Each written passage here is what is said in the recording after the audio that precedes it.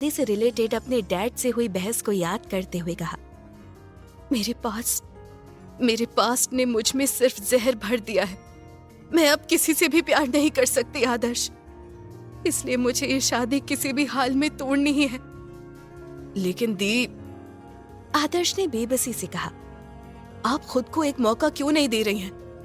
मैं श्लोक जीजू शब्द सुन काव्या के चेहरे पर तनाव देख आदर्श ने जल्दी से कहा, मेरा मतलब मैं श्लोक भाई से मिला हूं। वो मुझे काफी सुलझे हुए और सादा इंसान लगे।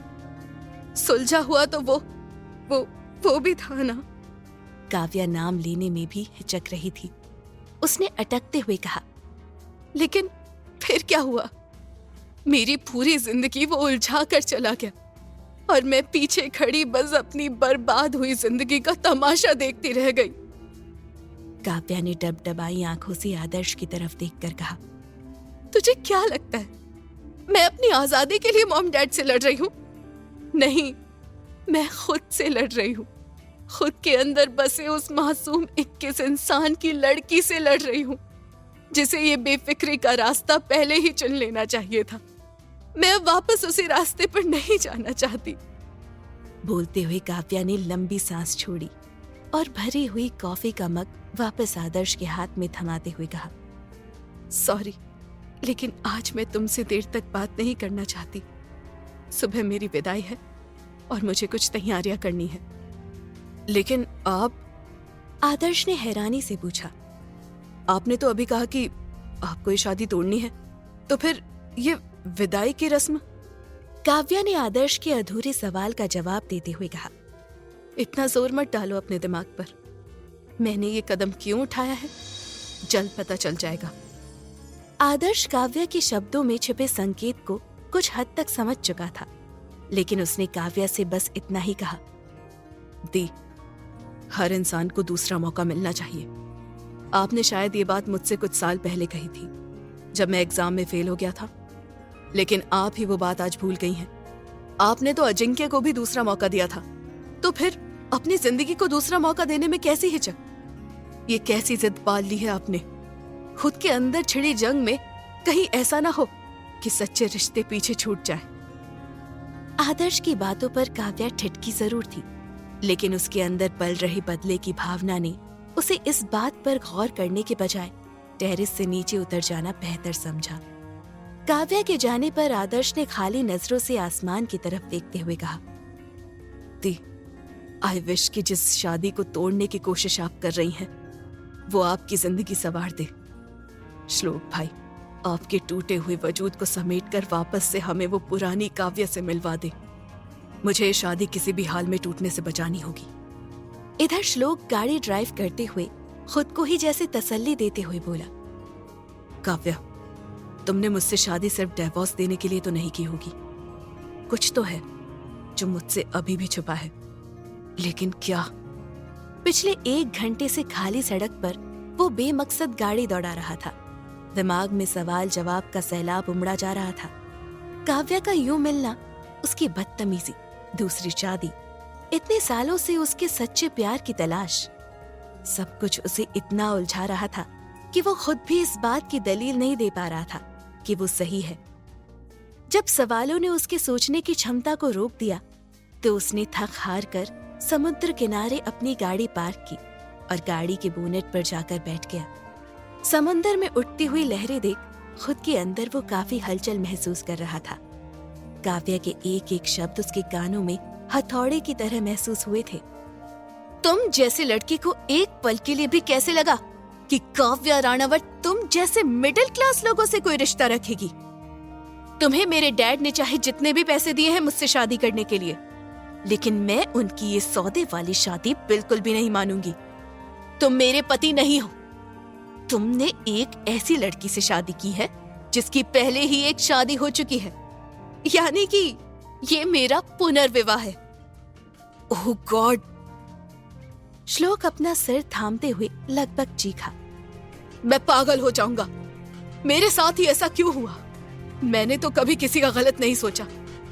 हाँ, बस मॉम डैड के फैसले पर उंगली उठाई, सिर्फ इसलिए क्योंकि मुझे सच्चे प्यार की तलाश थी।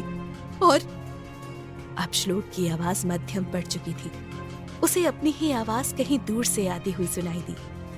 कोई प्यार व्यार नहीं होता है, हर्षवर्धन मेहरा ने झल्ला कर कहा था। श्लोक, बी प्रैक्टिकल। तुम्हारी शादी हम सही लड़की से करेंगे। ये प्यार के चक्कर में पड़कर तुम अपनी लाइफ बर्बाद कर दोगे।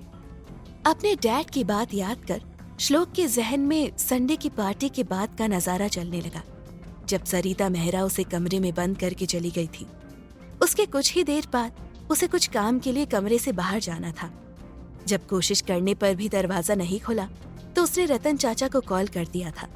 घर में पार्टी चल रही थी और वो किसी भी तरीके का तमाशा नहीं करना चाहता था। पुराने और भरोसेमंद नौकर होने की वजह से रतन चाचा के पास घर के कमरों की डुप्लीकेट की रहती थी। उन्होंने जल्दी से आकर दरवाजे का लॉक डुप्लीकेट की से खोला तो श्लोक ने बाहर आते हुए हैरानी से पूछा, चाचा, ये कमरा बंद किसने किया था? पता नहीं श्लोक बाबा, रतन चाचा बोलते हुए जल्दी से चले गए। उन्हें वैसे भी मेहमानों के बीच सर्विंग करनी थी। श्लोक ने एक नजर दरवाजे के लॉक को देखा, फिर खुद में ही बड़बड़ाया, कुछ देर पहले तो मॉम मेरे कमरे में आई थी, लेकिन वो मुझे कमरे में बंद क्यों करेंगी? श्लोक सोच में पड़ा था कि तभी उसे सीढ़ियों से ऊपर आती हुई आवाज सुनाई पड़ी, शादी तो हमें इसी साल ही करनी है। ये आवाज जैसे ही श्लोक के कानों से टकराई वो चौंक उठा और मन ही मन कहा, किसकी शादी? कहीं डैड मेरे रिश्ते की बात? नहीं, ऐसा कैसे हो सकता है? मैंने तो उन्हें साफ मना कर दिया था। मुझे पूरी बात समझनी होगी। सोचते हुए श्लोक वापस कमरे के अंदर आ गया और दरवाजे पर कान लगाकर बाहर की आवाज सुनने की कोशिश करने लगा। हाँ बिल्कुल, इस प्रपोजल के लिए मैं मना कर ही नहीं सकता। हर्षवर्धन मेहरा की उल्लास भरी आवाज उसे सुनाई पड़ी और साथ में किसी और के बोलने की आवाज आई, मुझे तो काफी खुशी महसूस हो रही है मिस्टर मेहरा। ईशा मेरी इकलौती संतान है और मैं हमेशा से उसकी शादी ऐसे ही स्टेटस में करना चाहता था।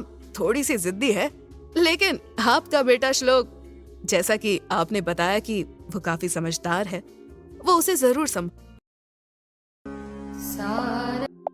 हाँ क्यों नहीं, हर्षवर्धन मेहरा ने कहा। श्लोक काफी स्मार्ट है और आपकी बेटी के साथ उसकी जोड़ी काफी जचेगी मिस्टर प्रफुल्ल। मिस्टर प्रफुल्ल ने मुस्कुरा कर कहा, ईशा को हमेशा से प्रिंस चार्मिंग चाहिए था। मैंने आपके बेटे को देखा तो नहीं है, लेकिन जिस तरह आपने उसका गुणगान किया है, मैं खुद उससे मिलने के लिए एक्साइटेड हूँ। अगर आज उसकी फ्लाइट टाइम पर होती तो मुलाकात हो जाती। वैसे मैं उसकी डिग्री से काफी इम्प्रेस्ड हूँ। आई एम श्योर कि वो आपके इतने बड़े बिजनेस को आगे चलकर अच्छे से संभाल लेगा। आई एम श्योर हमारी पार्टनरशिप काफी प्रॉफिट में रहेगी। हाँ बिल्कुल, हर्षवर्धन मेहरा ने हामी भरी और कुछ सोचते हुए कहा, अगर आप बुरा न माने तो क्या हम श्लोक और ईशा की बात करवा सकते हैं? ऐसे दोनों बच्चों को एक दूसरे को जानने का मौका मिल जाएगा। मिस्टर मेहरा का सुझाव मिस्टर प्रफुल्ल को भी पसंद आया। वो इस बात पर हामी भरते हुए अपनी बेटी ईशा के बारे में और इन्फॉर्मेशन देते हुए आगे बढ़ने लगे। वैसे मेरी बेटी ईशा के लिए भी घर में पर्सनल मेड है। अब आप तो जानते ही हैं कि आजकल के बच्चे और उनके उतरते चढ़ते तेवर, अब किसी को तो संभालने के लिए होना ही पड़ेगा। हल्के फुल्के अंदाज में बात करते हुए मिस्टर प्रफुल्ल हर्षवर्धन मेहरा के साथ आगे बढ़ गए। उन दोनों के वहां से जाते ही श्लोक तेजी से कमरे के बाहर निकला और टेरेस की सीढ़ियां तेजी से चढ़ने लगा। उसके मन में एक ही बात घर कर गई, मॉम डैड ने सब गेस्ट से झूठ क्यों कहा कि मैं घर पर मौजूद नहीं हूँ? क्या इसलिए मॉम ने मेरे रूम को लॉक करके? आगे की बात श्लोक को समझ आ चुकी थी। क्यों एयरपोर्ट से पिक करते ही मॉम डैड ने रास्ते भर पार्टी की कोई भी डिस्कशन नहीं की और सीधा घर आते ही उसे कमरे में फ्रेश होने के लिए भेज दिया था, ताकि वो उस पार्टी के जरिए श्लोक पर एलिजिबल बैचलर का लेबल लगाकर उसका रिश्ता रईस से रईस फैमिली में कर सके। This is not fair dad. श्लोक टेरेस की रेलिंग को कसकर मुट्ठियों में भींचे खुद से बोला, मैं आपकी सारी बातें मानने को तैयार हूँ, लेकिन शादी तो मैं उसी से करूंगा जिसके लिए मेरा दिल हामी भरेगा। काव्या क्यों अपनी जिंदगी में आगे बढ़ने से डरती है? क्या आदर्श की बातों का थोड़ा असर भी होगा उसके ऊपर? क्या श्लोक इस शादी को मौका देगा? आखिर क्यों श्लोक से ही उसके रिश्ते की बात छिपा कर रख रहे थे मिस्टर मेहरा?